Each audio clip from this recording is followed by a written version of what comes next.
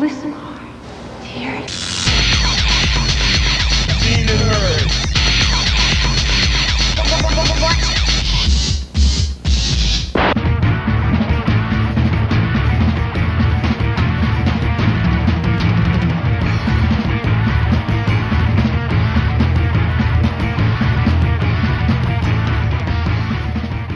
We started off with me and Colin, and we... As a two-piece? Yeah, as a two-piece, actually.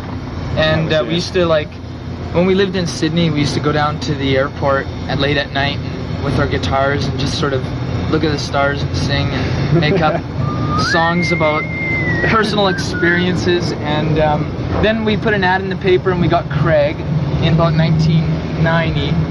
And then he got married. Then this guy is Mr. Experience. He's local rock star. Yeah, former Mission of Christ. Mission of Christ, man. Yeah. We say more. Onion House. Wouldn't know it anymore though. And in a band, it was in a band called Gus. Yeah. Kicked out. But we were smart to grab him quick. Yeah. And still don't know what I'm doing. What do we think of the music scene? Yeah. It's changed a lot. It's got its good points and its bad points, definitely. Like it always does. Such as? Victoria is not the greatest place for young kids to have a band and to play. Well, just kind of, you know, hang out on the street, go to gigs. It's not as open as it used to be. It's got it's a lot less closed due to whatever happened to those basement show things? Yeah. I mean, there's still a few people like diehards that still do it, like Gary Brainless and stuff. Occasionally. And stuff. But like, yeah, I mean, you don't see the... I mean, I've met people like from way away from here that have gone, oh yeah, Victoria, basement show. Yeah. Basement what? Basement show. Basement show. Classic stuff. I think it's kind of like we're known for it, like the Empress. But it, you know... The Mace definitely put a curb on those basement shows. You know, every song's sort of about a million things at once, but they all sort of have like a tonal center. Yeah. Yeah, it's like, it's cooler and movement all at once.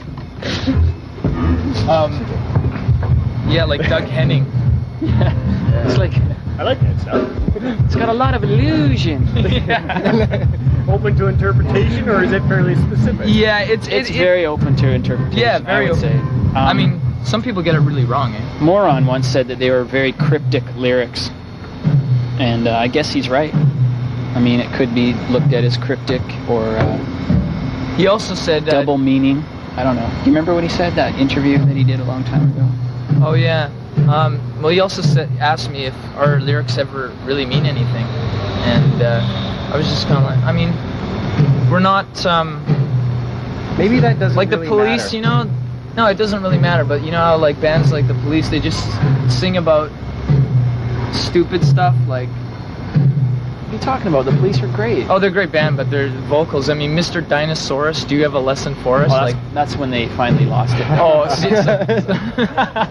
well, we write a lot of our music acoustically, so it sounds really kind of country jazz orientated in our bedrooms with our acoustic guitars and stuff.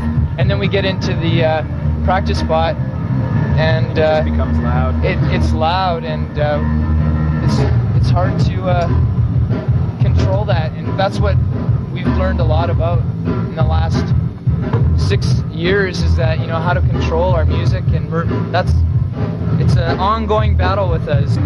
A lot of our music has to do with us trying really hard not to be shallow and vain, you know, but realizing in the end that it's much easier and funner to be shallow and vain, and just to go with it, you know, go with the flow and relax, enjoy yourself in life.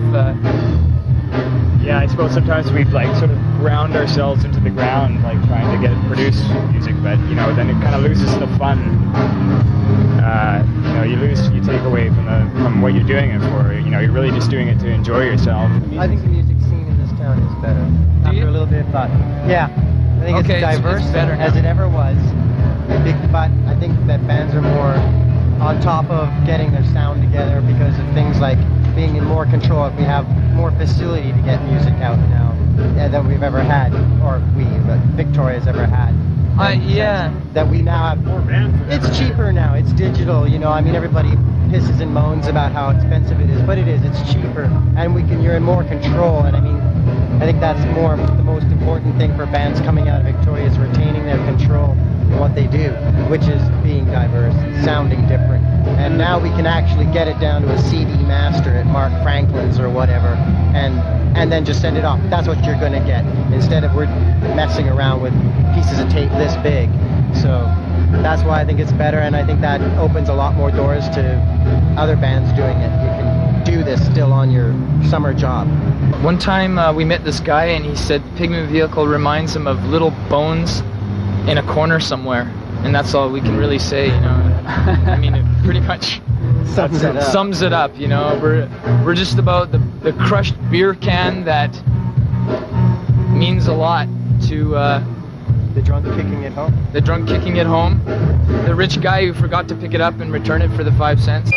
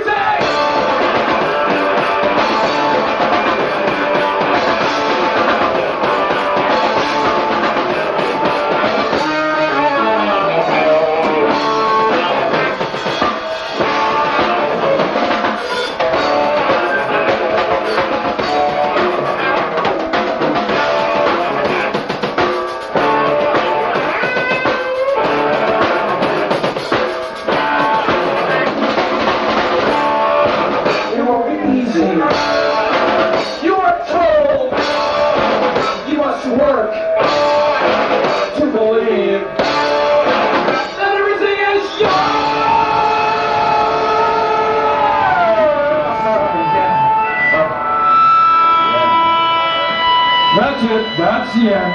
Aww.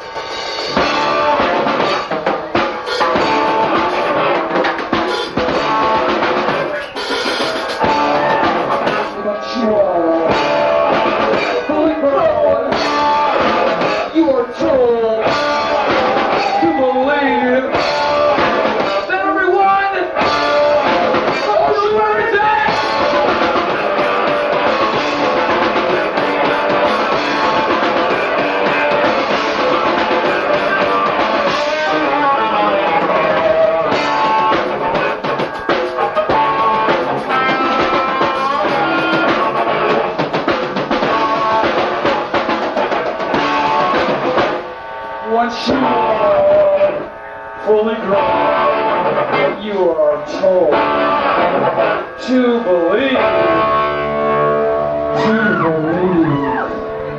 This is CJ from the Drags and Lorca from the Drags. you're watching Seen and Heard on Shaw Community Cable.